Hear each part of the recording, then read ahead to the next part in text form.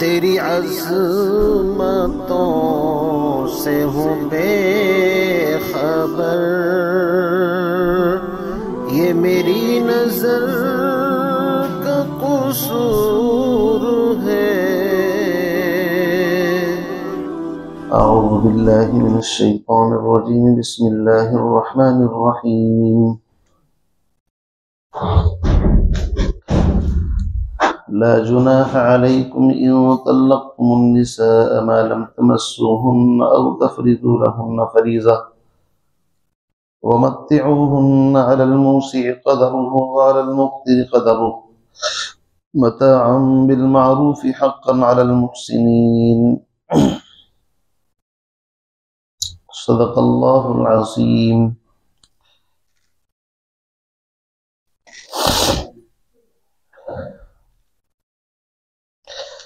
इससे पहली आयत में उन औरतों की इद्दत का तज़किरा था कि जिनके शोहर वफ़ात पा जाएं। वल्लज़ीना युतवफ़्फ़ौना मिनकुम, जो वफ़ात पा जाएं और बीवियां छोड़ करके चले जाएं तो ऐसी औरतें 4 महीने 10 दिन तक इद्दत गुजारेंगी। यानी शोहर ही के मकान में बगैर किसी ज़ेब ज़ीनत के 4 महीने 10 दिन गुजारें। उसके बाद जब इद्दत पूरी हो जाए तो ऐसी औरतों को हक है कि वो जहाँ चाहें दस्तूर के मुताबिक निकाह शादी कर सकती हैं। फिर उसके बाद एक मसला बयान फरमाया कि इद्दत के ज़माने में जो औरतें इद्दत गुजार रही हैं, इशारतन किनायतन निकाह का पैगाम देने में कोई हरज नहीं। इशारतन किनायतन का मतलब ये है कि औरत समझ जाए लेकिन उसमें बेहयाई बेशर्मी ना हो, क्योंकि इद्दत ये शोहर का एक तरीके से हक है और किसी की हक तलफी करना मुनासिब नहीं। शरीयत इंसान की नफ्सियात का इतना ख्याल रखती है कि हम अंदाज़ा भी नहीं लगा सकते। 4 महीने 10 दिन औरत इद्दत के अंदर है, उसको ख्याल भी नहीं आना चाहिए निकाह का। वो अपने साबिक शोहर की वफादारी का हक अदा कर रही है और मरव्वत और शराफत के भी खिलाफ है कि पहले शोहर के साथ ऐशो आराम से ज़िंदगी बसर कर रही थी। क़ज़ाए इलाही से अगर उसकी मौत वाक़ई हो गई तो इसका मतलब ये नहीं कि अब ये इद्दत ही के ज़माने के अंदर किसी दूसरे शोहर से शादी के अहद व पैमान को बांधने ये मुनासिब है नहीं। इसलिए कुरान पाक ने इस बलीग बात की तरफ इशारा करते हुए इंसानियत की रहनुमाई फरमाई कि अगर इशारतन किनायतन कोई शख्स इद्दत के ज़माने में यूँ कहे कि माशाअल्लाह आप बड़ी नेक खातून है, आज के ज़माने में ऐसी नेक खातून का मिलना बड़ा मुश्किल है, तो औरत समझ जाएगी कि इसका मकसद कहीं ना कहीं निकाह का है। ये इसी तरीके से यूँ कहे कि मेरा भी काफ़ी दिनों से इरादा है कि कोई नेक खातून अगर मिले तो शादी कर लूँ, इशारतन आप समझ रहे हैं।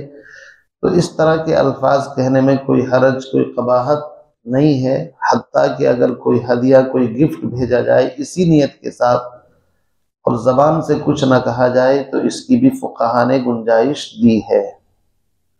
अलबत्ता कुरान ने सरीह तौर पर अक़्द की और निकाह की बात कि भाई मैं तुमसे शादी करूँगा, तुम्हें मुझसे शादी करनी है, कहीं और हाँ मत कर लेना, इस तरह की बातों को मरव्वत के खिलाफ करार दिया है और कहा कि इद्दत के ज़माने में बिल्कुल भी मुनासिब नहीं है।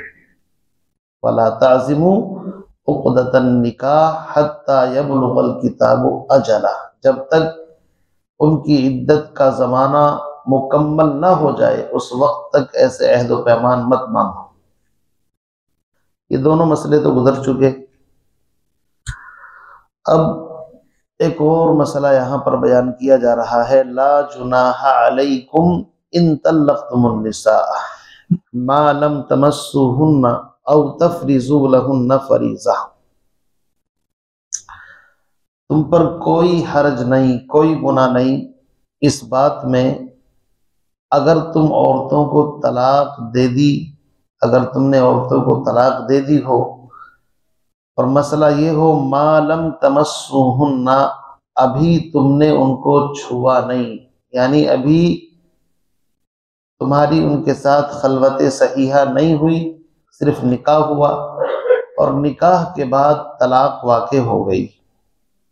औ तफरिजू लहुन्ना फरीजा, ऐसे ही न तुमने उनका कोई महर मुकर्रर किया है, तो ऐसी औरत को अगर तलाक हो जाए तो इसका मसला क्या है। पहली बात तो ये समझिए कि निकाह कोई बच्चों का खेल तो है नहीं, निकाह तो होता ही है जिंदगी भर साथ गुजारने के लिए। निकाह का मतलब अक्द गिरह लगाना।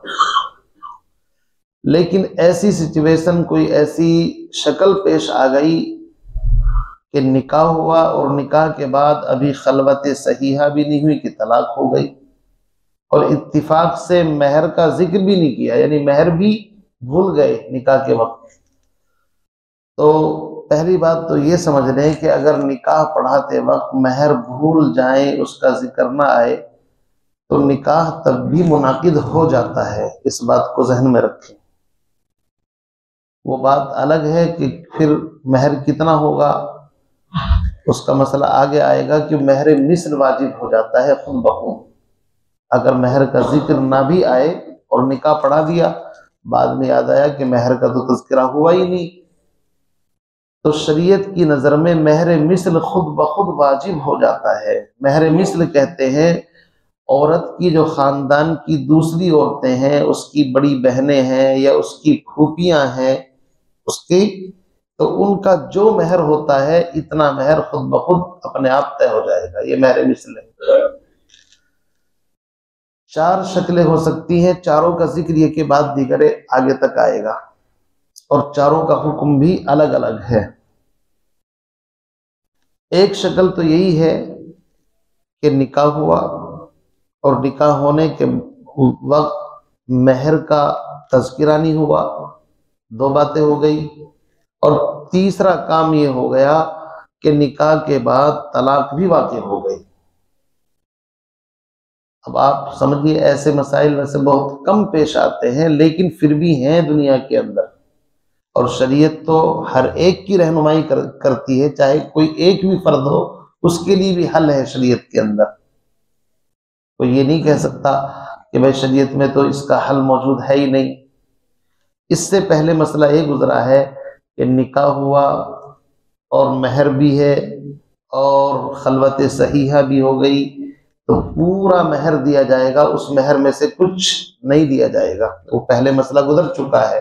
वला तअखुदू, कुरान ने कहा ना कि उनके महर में से, वला यहिल्लु लकुम अन तअखुदू मिम्मा आतैतुमुहुन्ना शैआ, जो महर दे रखा है, अब तलाक जब दी है तो उसमें से कुछ भी मत लो। ये मसला तो पहले गुजर चुका है और उसकी इद्दत 3 हैज़ है।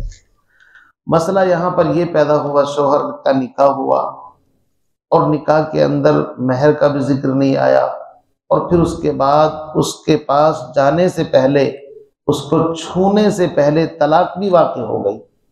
अब मसला क्या है?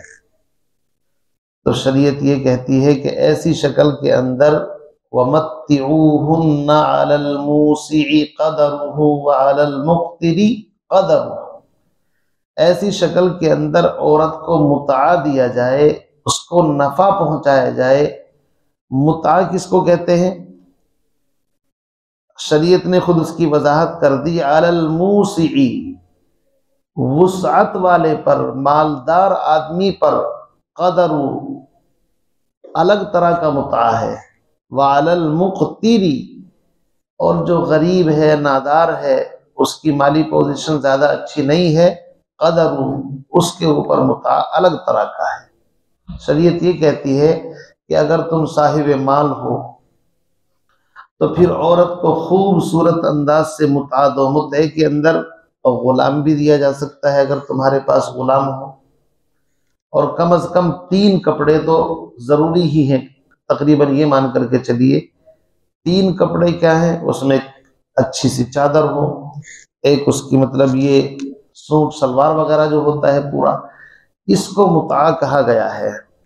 बाकी कुरान पाक ने किसी चीज को खास नहीं किया, देने वाले की अपनी मर्जी है कि वो जितना देना चाहे दे सकता है।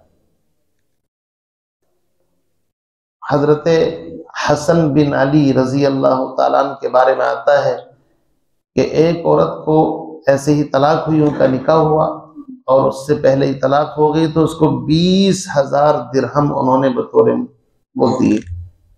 और दिरहम ये चांदी का सिक्का होता है, तकरीबन 3.5 माशे का, अगर आप जोड़ेंगे तो बहुत बड़ी रकम बैठती है। हमारे यहाँ तो आज महर लिखवाते हुए भी लोग रोते हैं, 10-5 हज़ार और उससे भी कम बाद लिखवाते हैं। हालांकि महर का मसला यह है, ज़ौजैन की दोनों की रियायत रखनी चाहिए उसके अंदर, लड़के की भी और लड़की की भी। अगर लड़का कमाता है तो 20-25 हज़ार रुपये तो मामूली है, आज के ज़माने के अंदर कोई मसला नहीं है, आराम से दिए जा सकते हैं।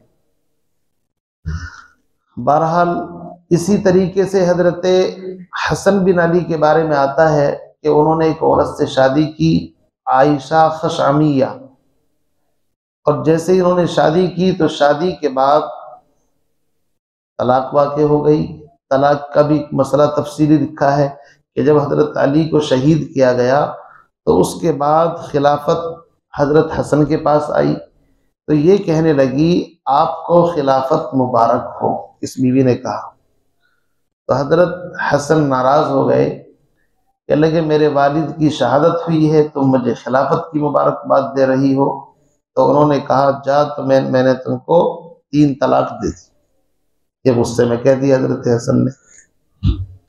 अब इसने एक चादर ली और चादर में लिपट करके एक तरफ इद्दत में बैठ गई। लंबा वाक़िया है, इद्दत गुजर गई। तो इद्दत के बाद हजरत हसन ने इनके पास 10,000 दिरहम और कुछ कपड़े वपड़े जो कुछ थे वो इनके पास भिजवाए। क्योंकि कुरान कहता है, हम तो सोच भी नहीं सकते, हमारे यहाँ तलाक का मतलब होता है सीधा झगड़ा, लड़ाई है नहीं, लेकिन उस माशरे के अंदर तलाक का मतलब झगड़ा नहीं होता था। तलाक का मतलब है कि नहीं बन रही है तो रुखसती आराम के साथ। इसलिए अगर आज सोचे, आज तो महर के ऊपर झगड़े हो जाते हैं, हमने तो दे दी थी जी, वो मांग रही है बेचारी तलाक के बाद की जी, हमने तो पहले ही दे दी थी इसको। तो हजरत हसन ने वो 10,000 और वो भिजवाई उसके पास। तो उसने कहा कि जुदा होने वाले महबूब से के मुकाबले में मताउन कलील, ये तो एक हकीर चीज है, लेकिन मैंने अपने बेहतरीन दोस्त को जुदा कर दिया, इस तरह उसने कहा। हजरत हसन को जब पता चला तो बाद रिवायत में है कि उनको रोना आया और कहा कि अगर मैंने अपने वालिद और अपने बड़ों से, अपने जद्द अमजद से, अपने नाना से मुझे ये पता न चला होता कि उन्होंने फरमाया है कि अगर कोई 3 तलाक बीवी को दे दे तो अब बीवी उस वक्त तक हलाल नहीं होती जब तक कि किसी दूसरे शोहर से शादी न कर ले, तो मैं उसको वापस अपने निकाह के अंदर ले आता। तो किस्सा मुख्तसर ये है कि ऐसी औरत को मुता दिया जाएगा। क्या दिया जाएगा भाई? मुता कहते हैं इसको। मुता का मतलब है अपनी हैसियत के मुताबिक कुछ भी गिफ्ट आप उसको दे, कम से कम 3 कपड़े तो हैं, बाकी इससे जायद आप कुछ देंगे तो इसमें कोई हरज नहीं है, बल्कि आला दर्जा है। उसी को फरमाया ला जुनाहा अलैकुम, तुम पर कोई गुनाह नहीं, इन तल्लक़्तुमुन निसा, अगर तुमने औरतों को तलाक दे दी हो। तलाक कैसी शक्ल में दी? मा लम तमस्सूहुन्ना, निकाह हुआ, तलाक दे दी और अभी तुमने उनको छुआ तक नहीं, और इसी के साथ साथ औ तफरीजू लहुन्ना फरीजा, और ऐसे ही उनका कोई महर भी मुतय्यन नहीं किया गया। तो ना महर का जिक्र आया, सिर्फ निकाह हुआ, तलाक हो गई और उसके अंदर अभी तुमने उनको टच भी नहीं किया।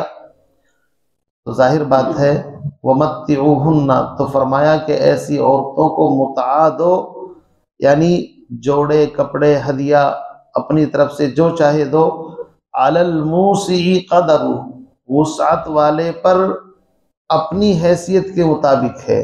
अल्लाह ने खूब हैसियत दी है तो 20,000 भी साबित है, 10,000 भी। और एक काजी गुजरे हैं इस्लाम के अंदर, काजी शुरैह, बड़ा लंबा ज़माना इन्होंने कज़ा के मनसब के ऊपर गुजारा है। आज के ज़माने के चीफ जस्टिस की तरह समझिए, या सुप्रीम कोर्ट का बड़ा वो हो। तो कादी शुरैह के बारे में आता है, इन्होंने अपनी बीवी को 500 दिरहम मुता दिया। तो इस्लाम में इस तरह के बकसरत वाक़यात आपको मिल जाएंगे। तो फरमाया वमत्तिऊहुन्ना अलल मूसिइ क़दरुहु व अलल मुक़्तिरि क़दरुहु, वुसअत वाले पर अपनी हैसियत के मुताबिक है, व अलल मुक़्तिरि क़दरुहु, और तंगदस्त पर अपनी हैसियत के मुताबिक है। तो शरीयत ने कोई ऐसा नहीं किया कि इतने देने ही देने हैं, नहीं, अपनी कंडीशन देख लो, उसके मुताबिक दे दो। फरमाया मताअम बिल मारूफ, ये दस्तूर के मुताबिक उसको नफ़ा पहुंचाना है। हक़्क़न अलल मुहसिनीन, और ये हक है मुहसिनीन पर, मुमिनीन पर, मुत्तकीन पर, कि जो साहिब ईमान है वो इस खूबसूरत तरीके से औरतों को अपने पास से रुखसत करें। ये उनके ज़िम्मे हक है, इस तरह उनको करना चाहिए। ये एक मसला आज मैंने आपके सामने बयान किया है। आगे इसी तरह का एक दूसरा मसला और आ रहा है कि निकाह हुआ और अभी उनके पास तुम गए नहीं, तलाक दे दी, लेकिन महर मुकर्रर हो चुका था। तो ऐसी शक्ल के अंदर अल्लाह ने फरमाया फनिस्फ़ु मा फ़रज़्तुम। ये मसला इंशाअल्लाह कल आपके सामने आएगा। 4 शक्लें इस तरह की बनती हैं, चारों की कैफियत अलग अलग है। एक मसला यहाँ पर ये आया, इसको याद रखें कि अगर इस तरह की कोई शक्ल पेश आ जाए तो औरत को खूबसूरती के साथ जोड़ा कपड़ा हदिया देकर के रुखसत करें। इसको मुता कहा जाता है। अल्लाह ताला हम तमाम को अपनी इज़्दिवाजी ज़िंदगी को सही तरीके से गुजारने की तौफीक अता फरमाए। सुब्हानल्लाहि व बिहम्दिही, सुब्हानकल्लाहुम्मा व बिहम्दिक, अशहदु अल्ला इलाहा इल्ला अंत।